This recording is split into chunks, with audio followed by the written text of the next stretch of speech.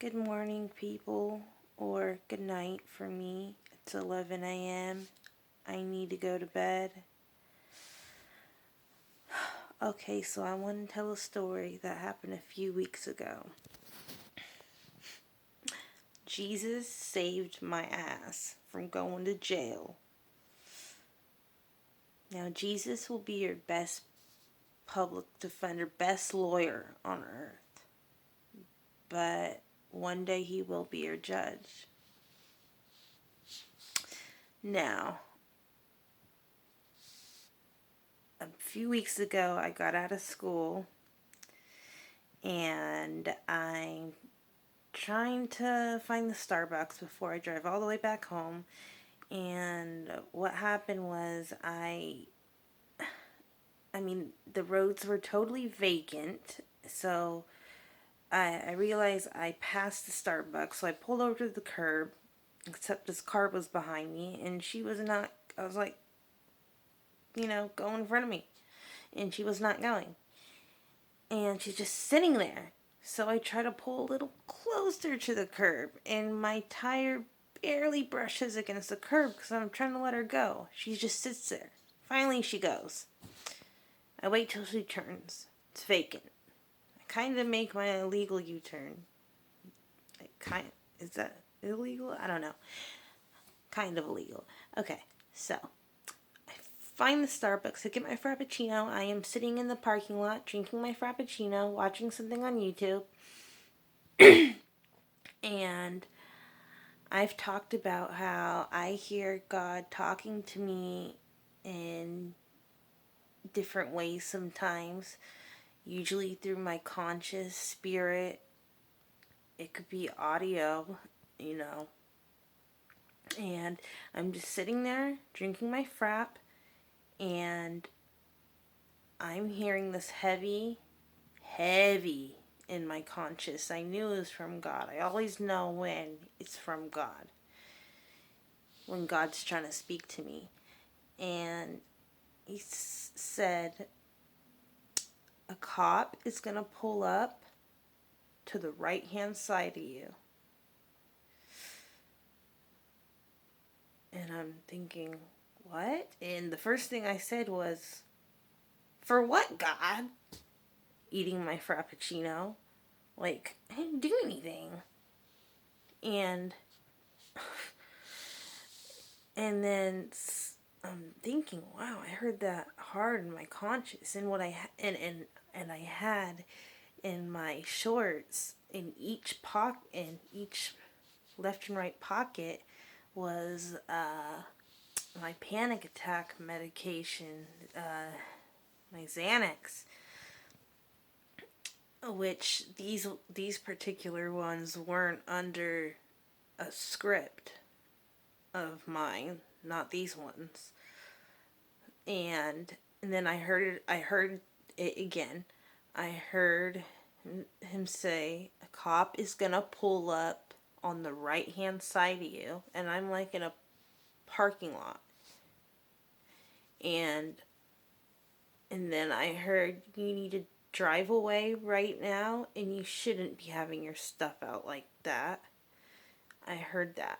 And then I'm thinking, wow, this is heavy. And in like 20 seconds, and then I'm just thinking that in my car, in like 20 seconds, a cop pulls up hella quick on the right hand side of me. And I'm like, no way. Well, I shouldn't be that surprised. I mean, every time I listen to my conscience, every time I listen to God, I fuck up. and this cop saying that this car said I was driving reckless, and did your tire hit the curb? So I knew it was that dumb lady behind me. And I'm like, my tire didn't hit the curb, and blah, blah, blah. He's asking for my license. He's asking if I took anything. No, so I gotta get out of the car, and he's doing some sobriety test on me, which I think is hard anyway. Put your 2 feet together and close your eyes and put your head all the way back and close your eyes and count to 30 in your head, which I did. And and then they let me go, and I was just like, oh my gosh, God was really telling me that. I mean, I already knew he was, but I was just thinking I didn't do anything wrong.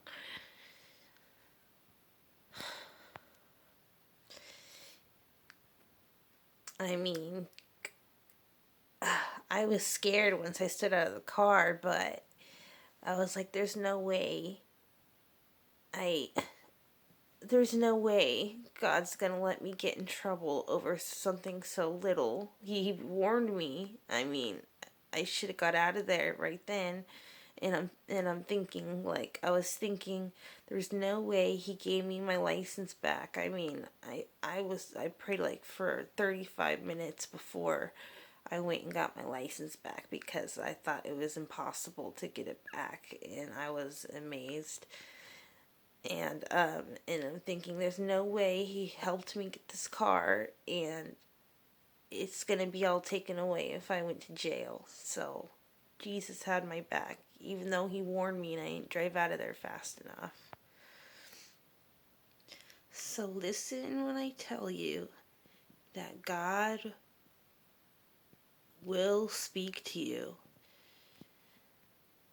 If you seek him, it says, just like it says in the Bible, if you seek him out with all your heart, you will find him. And, you know, that's exactly what I was doing for a long time, anyways. So if you really have some patience and you really keep trying, and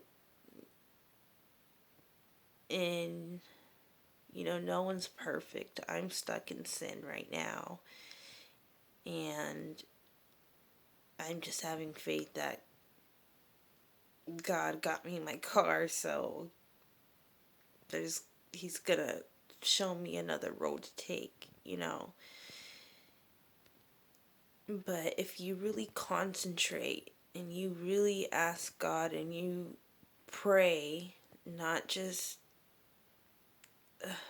like a tiny bit, like really pray and really talk to God, and like I'll pray for hours and hours and talk to God on hours on end, and sometimes I don't get stuff back right away, or sometimes I don't hear him talk back to me. Sometimes I feel his presence around me. Sometimes I feel like he's far away. The farther away he feels, the sadder, the farther away I feel he is, the sadder I feel.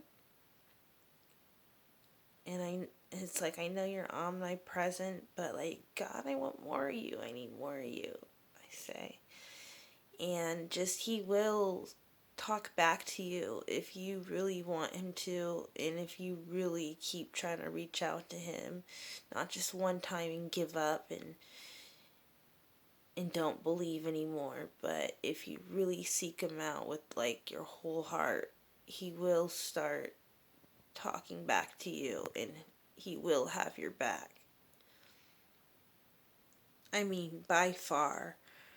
Like I said, I heard that heavy in my conscience. I should have got out of there right when I heard that, but I didn't think I did anything wrong, And I love God to death. He warned me, if there's a cop to the left, to the right, in front of you, in front of me, in back of me, like by far, he will talk to you if you really reach out and have patience.